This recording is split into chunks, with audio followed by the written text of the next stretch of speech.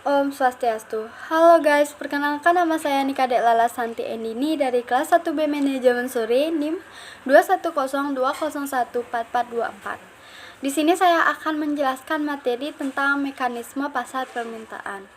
Mekanisme pasar adalah kecenderungan dalam pasar bebas untuk terjadinya perubahan harga sampai pasar menjadi seimbang, atau jumlah yang ditawarkan sama dengan jumlah yang diminta.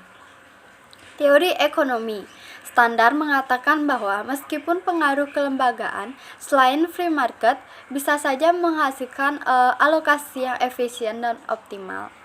Dengan kata lain, jika pasar tidak eksis, alokasi sumber daya tidak akan terjadi secara efisien dan optimal.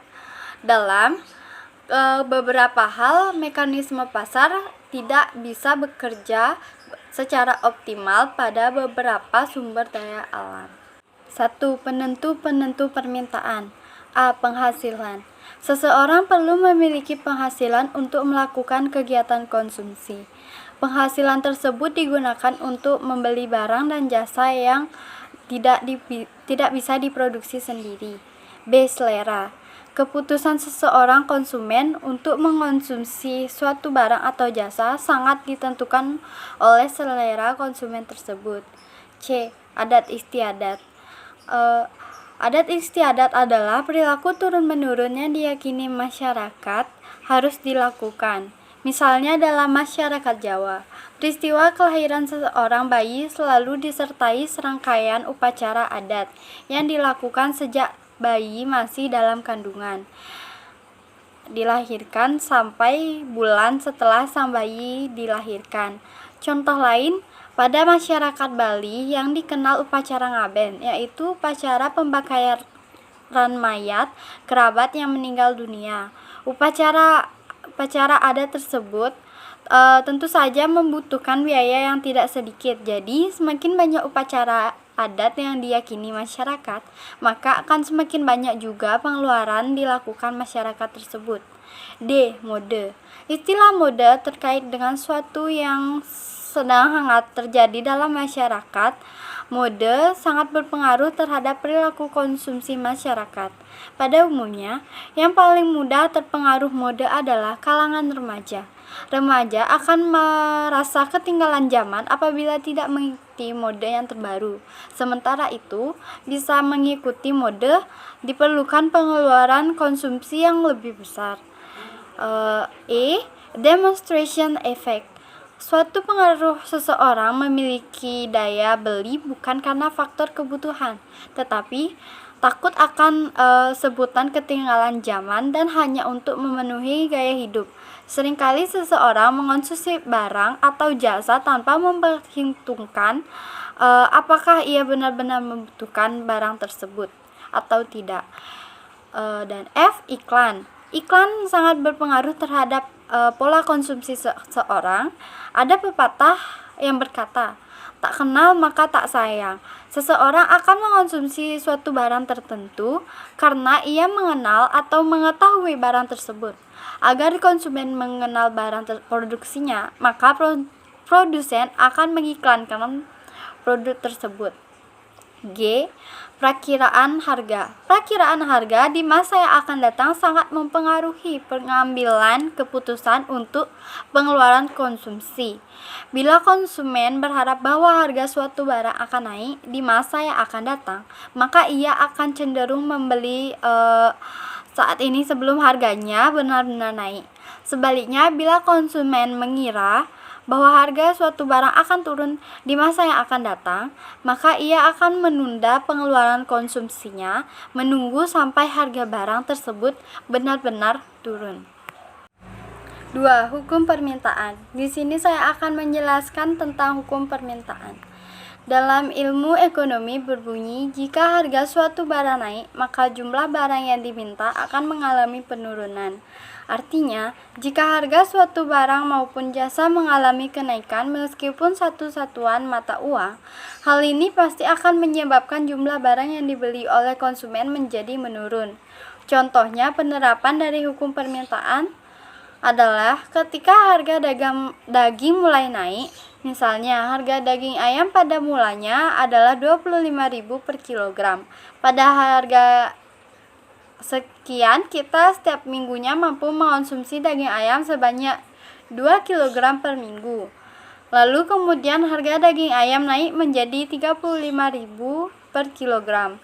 Pada harga yang naik 10.000 ini kita hanya mampu mengonsumsi daging sebanyak 1,5 kg per minggu.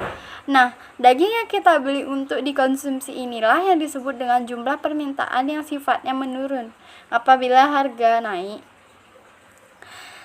Materi yang ketiga adalah kurva permintaan. Kurva permintaan merupakan kurva yang menunjukkan berapa banyak produk yang dibeli oleh konsumen pada tingkat harga tertentu. Kurva permintaan membentuk slope negatif dari kiri atas ke kanan bawah. Mengapa kurva permintaan membentuk slope negatif? Kurva permintaan membentuk slope negatif karena sesuai dengan hukum permintaan, yaitu bahwa harga produk berbanding terbalik dengan jumlah produk yang dibeli konsumen. Sebagaimana terlihat dalam tabel permintaan di atas, ketika harga es krim naik, jumlah es krim yang dibeli konsumen turun. Apabila tabel permintaan tersebut digambarkan dalam sebuah kurva, maka akan membentuk kurva permintaan sebagai berikut. Kondisi-kondisi tersebut berlaku dengan syarat ceteris paribus atau apabila kondisi hal-hal yang lain tetap sama atau all other things being equal. 4. Fungsi permintaan. Fungsi permintaan adalah fungsi yang menunjukkan hubungan antara variabel harga atau P dengan variabel jumlah barang atau Q yang diminta.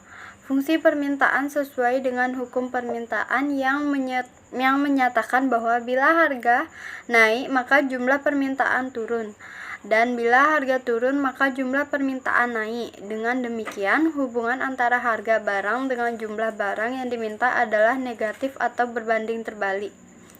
Bentuk umum fungsi permintaan adalah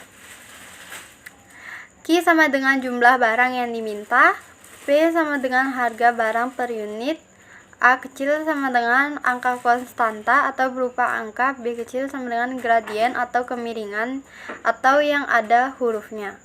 Adapun syarat mutlak fungsi adalah A. Nilai A harus positif dan B. Nilai B harus negatif. 5. Permintaan perseorangan dan permintaan pasar. Berdasarkan jumlah konsumennya, permintaan dibedakan atas dua macam. A. Permintaan perseorangan. Permintaan perseorangan adalah permintaan sejumlah barang dan jasa pada waktu dan tingkat harga tertentu.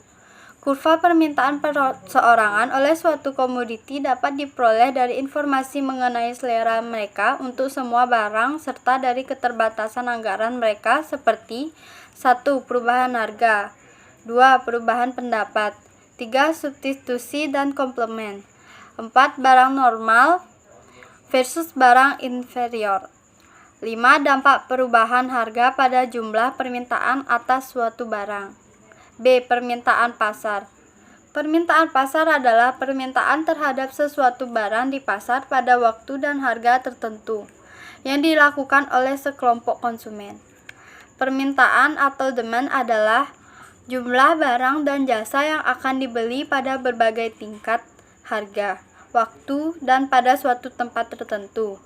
Ada beberapa faktor yang mempengaruhi permintaan, antara lain 1. Harga barang, 2. Pendapatan masyarakat, 3. Selera masyarakat, 4. Kualitas barang yang bersangkutan, 5. Harga barang lain yang berkaitan, 6. Waktu, 7. Jumlah penduduk, 8.